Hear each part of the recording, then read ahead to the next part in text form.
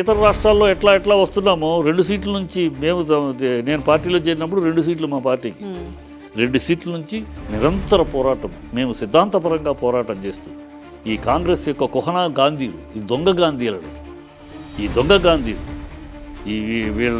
వీళ్ళ అపవిత్ర జీవితాలు వీళ్ళన్నీ కూడా అపవిత్ర సంకర జీవితాలే. నెహ్రూ మోతీలాల్కి పుట్టినవాడు కాదు. మోతీలాల్కి పెళ్లి చేసుకున్న ఎవరి దగ్గర పనిచేస్తున్నాడో మోతీలాల్ ఒక లాయరు, ఆ లాయర్ యొక్క రెండో భార్య. ఆయన చచ్చిపోతే మోతీలాల్ పనిచేస్తున్న ఆ లాయర్ చచ్చిపోతే ఆయన రెండో భార్య అయిన ధనవంతురాలైన ఈవిని పెళ్లి చేసుకుని నెహ్రూని దత్తత తీసుకున్నాడు. ఆవిడకి పుట్టిన వాడు నెహ్రూ. మోతీలాల్ నెహ్రూ కొడుకు కాదు. మోతీలాల్ నెహ్రూ ఎవడు? హిందువు కాదు. ఆఫ్ఘనిస్తాన్ నుంచి గజాఖాన్ నుంచి 1857లో అక్కడ పోరాటం జరిగితే అక్కడ అక్కడి నుంచి పారిపోయి వచ్చి తన గుర్తులు తప్పించుకోవడానికి కాశ్మీర్లో నీరు అనే నది, అది జమునా నది అంటాం. నెహ్రూ అనేది అసలు పేరు కాదు, నీరు NARU నేరు అనే నది. ఆ నది ప్రాంతంలో చేరి అక్కడ టోపీ పెట్టుకుని మోతీలాల్ అని పేరు మార్చుకుని కాశ్మీర్ పండిట్ అనే ఒక ఇది పెట్టుకుని అక్కడి నుంచి స్టార్ట్ అయ్యారు వీళ్ళు ఆఫ్ఘనిస్తాన్ ముస్లిమ్స్ ఇక్కడికి వచ్చారు.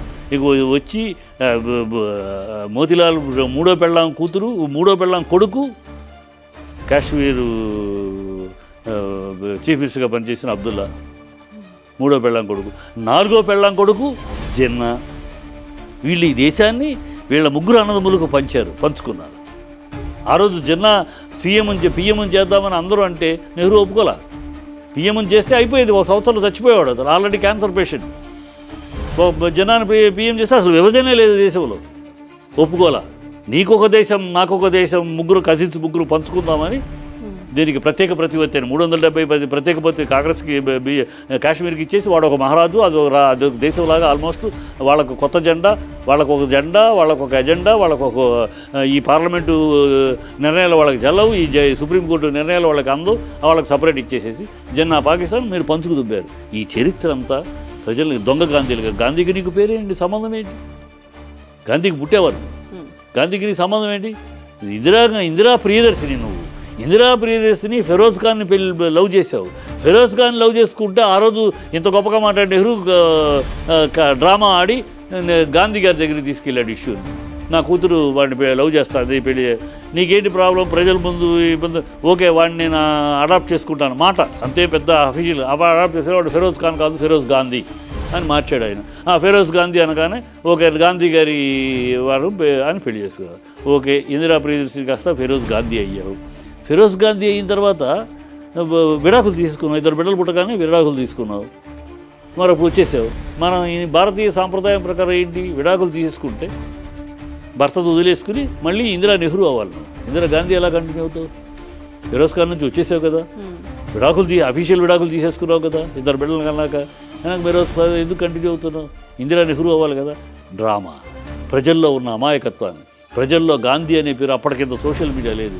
గాంధీ అనగా ఆ కుటుంబం ఈ కుటుంబం ఒకటే అన్నట్టు, స్వాతంత్రం ఇచ్చిన జాతిపిత గాంధీ గారి కుటుంబం అన్నట్టు ప్రజల భ్రమలోకి తీసుకెళ్ళి ఈ డ్రామా చేస్తారు. రాహుల్ గాంధీ, రాజీవ్ గాంధీ, సంజయ్ గాంధీ ఎవరికి పుట్టారు? ఫెరోజ్ ఖాన్, ముస్లిమ్స్. రాజీవ్ గాంధీ ఎవరు పెళ్లి చేసుకున్నాడు? క్రిస్టియన్. మీరు ఏ కులం, మీరు ఏ మతం, మీరు ఏ దేశం?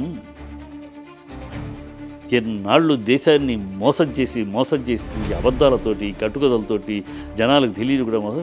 అందుకని వీళ్ళ దగ్గర ఏ వ్యవస్థ మీద ప్రేమ ఉండదు. ఒక ముస్లిం వ్యవస్థకి ఏదో ఒక దానికి కట్టుబడి ఉన్నవాళ్ళు అయితే ఉంటుంది వీళ్ళకి.